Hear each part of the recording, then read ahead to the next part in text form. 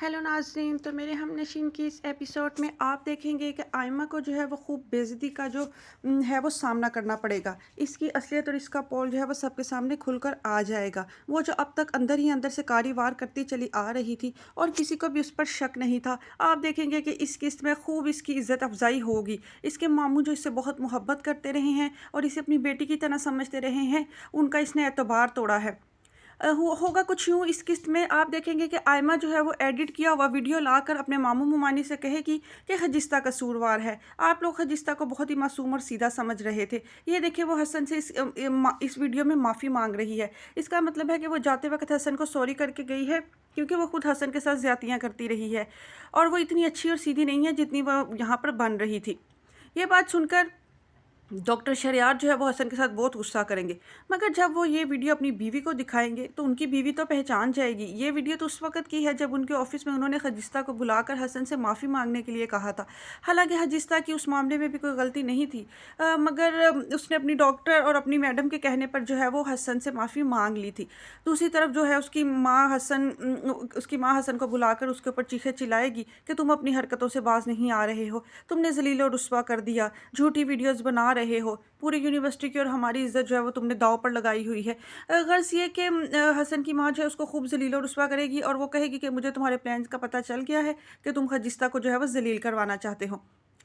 हसन जो है वो इतनी बेइज्जती के बाद और देखेगा कि आयमा जो है वो बिल्कुल चुपचाप खड़ी हुई है और उसकी हमायत में एक लफ्ज़ भी नहीं बोल रही है।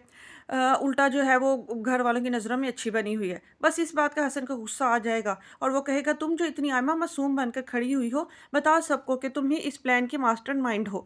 तो आयमा तो जो है वो गड़बड़ा जाएगी, वो कहेगी ये तुम क्या कह रहे हो। हसन कहेगा कि बस ज़्यादा मासूम और सादी ना बनो, मैं तुम्हारी हकीकत और पोल सबके सामने खोलूँगा।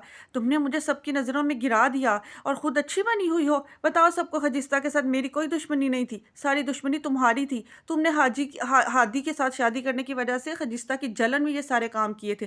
तुमने खजिस्ता को उसके गाँव में भी ये डिस्पेंसरी वाला वाक़या तुम ही ने करवाया था। तुम ही का मंशियात में हाथ है और तुमने और तुम्हारी दोस्तों ने मंशियात का बैग मंगवाया था और खजिस्ता को मौके के ऊपर वहाँ पर भेज दिया था। तुम्हें सिर्फ खजिस्ता से ये दुश्मनी थी कि कहीं उसकी शादी हादी से ना हो जाए। तुम उससे हादी को छीनना चाहती थी और उसका मुस्तकबिल तबाह करके उसको यहाँ से भेजना चाहती थी। इस काम के लिए तुमने मुझे इस्तेमाल किया।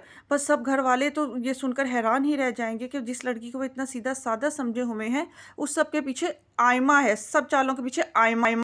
लिहाजा आयमा के मामू का एतबार आयमा ने तोड़ दिया है। सब घर वाले उससे नफरत करना शुरू हो जाएंगे। बस उसके मामू कहेंगे कि मैंने तुम्हें बेटियों की तरह पाला पोसा और बड़ा किया, तुमसे इतनी मोहब्बत की और तुमने ये किया, तुमने अपने मामू मुमानी की इज्जत का भी ख्याल ना किया। उस लड़की की जलन में तुम इस हद तक बढ़ जाओगी कि हर एक की इज्जत दाव पर लगा दोगी। मैं सोच भी नहीं सकता था आयमा। बस अब मैं तुम्हारी जिम्मेदारी मजीद नहीं उठा सकता हूँ। तुम्हें अब अपनी माँ के पास वापस जाना होगा। तुम्हें ज़रा शर्म भी नहीं आई। तुमने मेरे बेटों के बीच में फूट डलवाई। तुमने मेरे एक बेटे को दूसरे बेटे के खिलाफ इस्तेमाल किया। तुमने हजिस्ता का सिर्फ मुस्तकबिल तारीख करने की कोशिश नहीं की, तुमने मेरे साथ भी बहुत जुल्म और ज़्यादती की है। बस मैं अब तुम पर मज़ीद एतबार नहीं कर सकता। तुम्हें अब इस घर से जाना ही होगा। अब तुम जो भी सफाइयाँ दो, मैं तुम्हारी बात का एतबार नहीं करूँगा। आयमा सफाइयाँ देने की बहुत कोशिश करेगी, मगर उसकी बात का कोई भी एतबार नहीं करेगा। लिहाजा उसको अपना बोरिया बिस्तरा गोल करके अपनी माँ के पास वापस जाना ही पड़ेगा। और यूँ आयमा का चैप्टर जो है वो हादी की ज़िंदगी से हमेशा के लिए क्लोज हो जाएगा। वो हादी को मनाने की बहुत कोशिश करेगी कि उसका इसमें कोई कसूर नहीं है, पर कोई उसका एतबार नहीं करेगा।